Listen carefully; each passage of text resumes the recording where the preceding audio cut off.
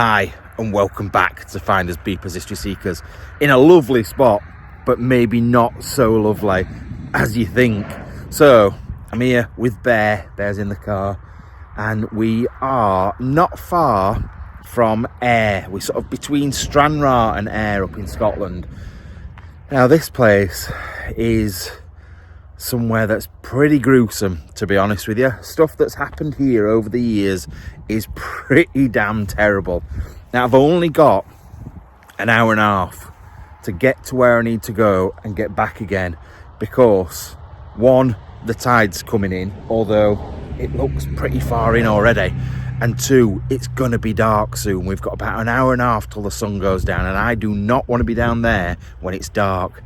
I'll tell you the story of why we're here very, very soon, but remember this road here because it's really, really important. Anyway, I'm gonna go and get Bear. Right, I'm currently right on the cliff edge looking across to the islands. I'll tell you about those in a bit as well. Now this bit where I am at the moment is a renowned suicide point, so I think people are gonna get worried about me standing here. However, I just wanted to give you a view from up this side. We're going to be going down that little path there, which is a bit treacherous, but we're going down just in there. There's a big cave down there. I'll tell you some more about it in a minute. I just don't want people thinking I'm going to choke myself off there. As you can see, there's little things where people have left stuff, people that previously have sort of done stuff like that. But this isn't about that side of things. It's about the terrible acts that happened just down there, and I mean awful. And I'm slipping already. Right, I'm getting the dog, and then we've got to head off this direction. Right, I've got him, but I'm gonna have to Bear, stop pulling. I'm gonna have to keep him on the lead for now, because look, he's heading straight to that drop off point over there, and I don't mean click and collect. Come on, this way. We've got to go right round here, and we haven't got very long, Bear.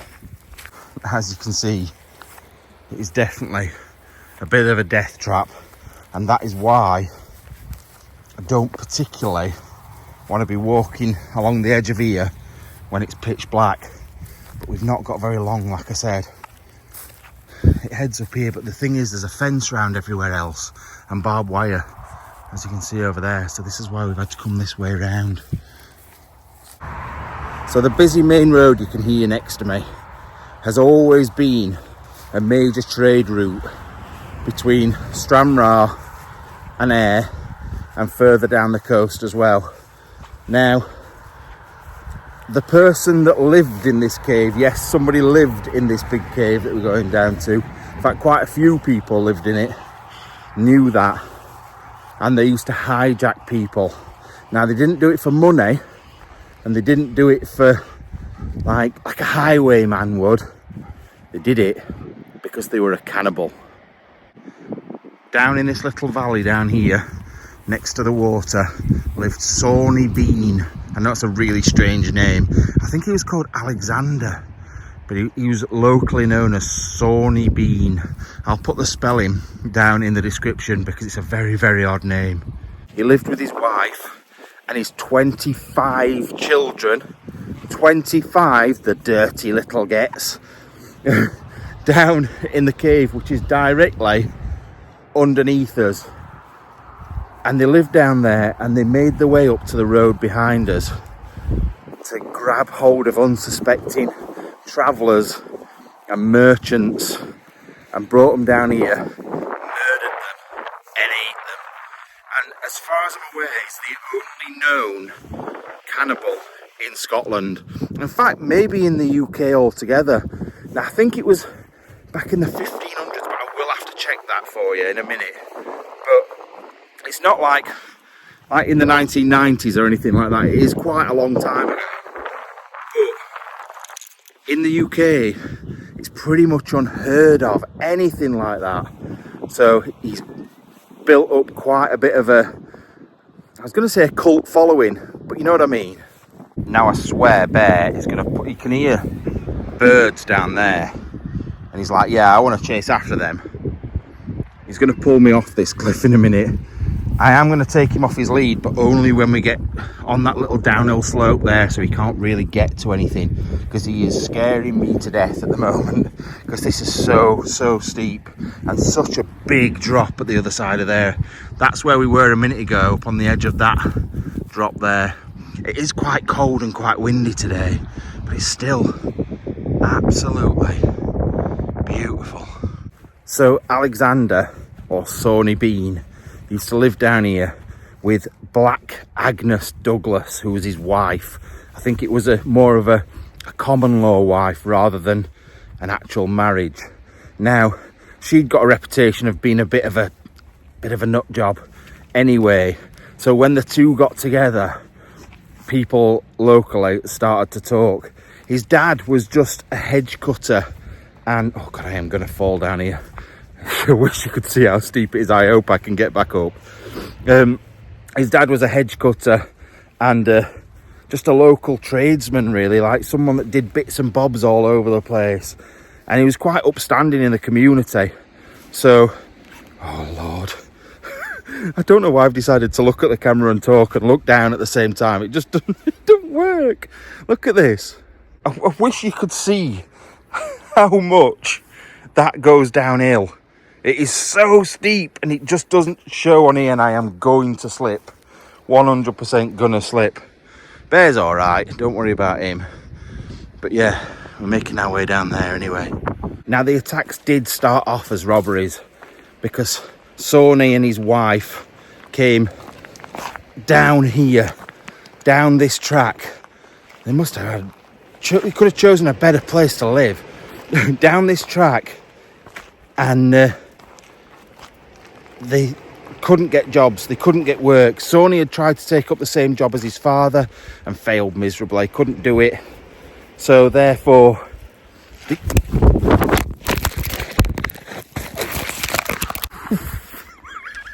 that's the first fall. I said I was going to fall. I knew I was going to fall. Really, I should just wait till I get to the bottom and then tell you the story. But we'll be there. We've not got long. Oh God, I am going to end up down there in a minute. I skidded. You can see where I skidded. I went all the way down there on my arse. Anyway, I'll continue. Oh my God. So Sawney Bean and his wife thought, how can we make money? What can we do? So they started to rob the passers-by, but then they started to get scared they were going to get caught because of where they were. Everybody knew where they lived. Oh Jesus. Everybody knew where they lived, so they knew they would eventually, it would catch up with them.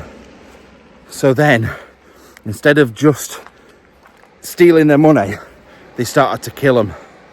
And then somehow that went from killing them to eating them. Right, we've made our way all the way down pretty much.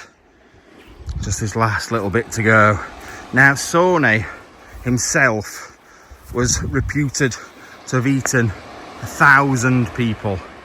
1,000 people had died because of him.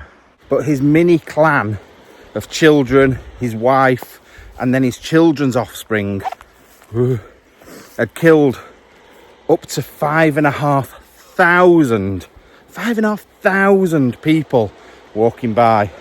Now, he ended up being hunted down by the king's men, which was James VI. James VI in the 1500s sent out his men to come and hunt down this clan of what can only be described as cannibals, nothing else. That was the top and bottom of it. They took pleasure in killing and eating. It wasn't through necessity, because that would be one or two. This was thousands. So the king's men searched and found him eventually down here. Now, can you imagine being dragged down here? Because I'm pretty much sure they wouldn't kill him up there. They'd bring him down to the cave and dispatch him down here. Because how awkward would it be to carry a dead body down there? I suppose they could just chuck it off the cliff. That would make sense, to be fair. However, I just think that making somebody walk down here is going to be a lot easier. Unlike walking across these rocks. This is a nightmare. That tide is coming in fast as well. I have an horrible feeling we're going to get stuck. Right, if you ever come here, don't come when the tide's coming in, because that's a silly, silly thing to do. You should never mess with water, he says, as he goes into this cave. Anyway, as I was saying, being dragged down here, knowing more than likely you were about to die. You wouldn't know you were about to be eaten. That's something altogether different. Anyway, let me show you where we are.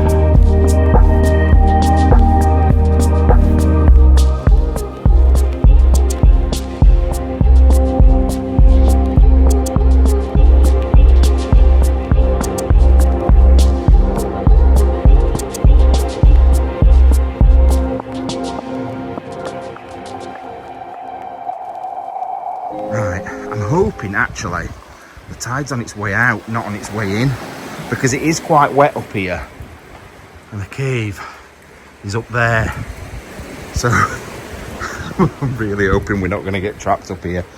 So anyway, once you've been brought up here and murdered, used to eat what they wanted and then pickle the rest.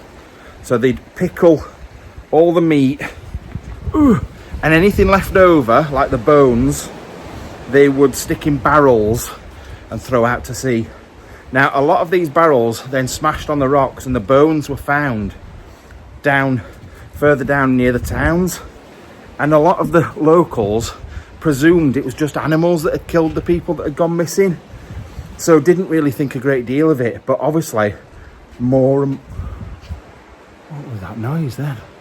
More and more people started to started to go missing over time. 5,000 people. That's some big animals. Anyway, I'm going to show you where we're going up here now. Now, I'm pretty sure you understand it is not the easiest to film. It's been quite bad up there. I don't think it's as bad up this bit. So we should be all right. We've got a torch with us, so we're about to go inside. But you just can't imagine anybody living in here. Now, obviously, over time, stories are made bigger and worse, especially because it's from the 1500s right till now. God, I'm just gonna have to stop filming while I climb up this bit. Right, we've made our way up here from down on the beach down there. I've just chucked Bear up there. But look in here. Now, apparently there is loads of graffiti in here. But it's all apparently in memory of the people that were killed. I think more like teenagers, but I'm gonna try and get my way over here. It's very slippy. Now, this is definitely where I slip, fall, smash my head in and die, because this is awkward. This is really awkward, especially, like I said, because my feet are so slippy off that hill already. Oh God, this is bad. I've got nothing to grab hold of either. Ooh, definitely slipping. Why do I film these things as well? I've got stones in my shoes and they're digging in my feet. I'm making too many excuses. I just need to do it. I just don't trust this foot. There we go. There we go. We're up. And we're in. I'll come back for you in a minute. Yeah. Stay there.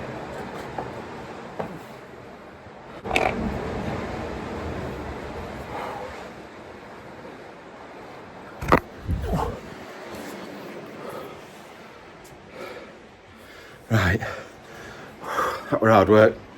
Right, so here's the entrance. Now, when he was in Newgate prison, he obviously... Oh, Bear, don't like it. Don't you like it, Bear? Why don't you want to go in? Oh, it's all... Oh, my Lord, look at that. That just pushes right down. Yeah, when he was in Newgate prison, he admitted to all his crimes. And ended up hanging for it. Oh, Lord, look at it in here. Can you imagine living in here? This is mad. There's some pigeons up there. I can't get away from them. They're everywhere I go. This is so strange. I've never seen a cave like this. Just plonked on a beach. Well, I've seen caves, but there's just something about this one. Goes in quite a long way, you know. Look. I can hear the boom of the waves on the rocks further around as well. What are we doing, Bear? Where are we? Oh, it's got little like tunnels that go off at different angles. This is so good. Don't know how far it goes in. We can't be too long though. Oh God, it's getting a bit thin. I don't like tight spaces, as you know. But I can deal with this. This is just like the catacombs all over again. Oh, this is crazy how far it goes in. I thought it might be like 10, 20 metres. But it's just going and going. I think this might be the end. Does it go further up here? Oh, Bear, what are we doing? Oh, I'll tell you something, it smells funny. Oh. Does it go around that corner? No, thank God for that. I just couldn't imagine living in here. Obviously the water doesn't get right into this bit, but it would block the cave off at times. So they wouldn't be able to get out for maybe like hours. I don't know what tidal systems are, like how long it is. Maybe 4 or 5 hours or something. I don't really know. But they'd feast down here on the human flesh and the pickled organs or whatever. Barrel up the bones and throw them out. It's all very weird. Now the reason they were caught is because one night there'd been a fair, a local fair, and 2 people were making their way home, a newly married couple. The husband was really well trained in sword fighting and he got his sword with him, but his wife didn't fare so well. She was grabbed off the horse, smashed into the ground and dragged down here. The husband managed to get away after injuring a couple of the party and then made his way to the local magistrate. The local magistrate then made the local soldiers aware, and like I said, the king's men made their way down here a few weeks later to bring the clan to trial. This is ridiculous in here. It's so low in parts. Now when they got here, the 400 men that came, they didn't just find an empty cave. They found dismembered body parts hanging from the ceiling. They found barrels and barrels of bones.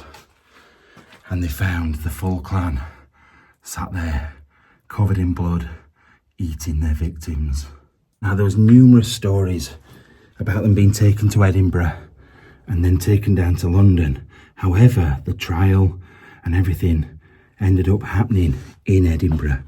Now, when they were caught, obviously they came freely. They didn't even put up a fight. They were just taken by... You're not going to against 400 men, if I'm being honest. But they were taken away. The men, when they were executed, had the genitals, the willies cut off and thrown in a fire. And then they were hung, drawn and quartered. And it must have been a gruesome death. But think about the thousands that they put to a horrible death as well. One of the Bean clan's daughters managed to escape. All the rest of the clan didn't manage to escape. They got caught. God, it gets tighter. They got caught.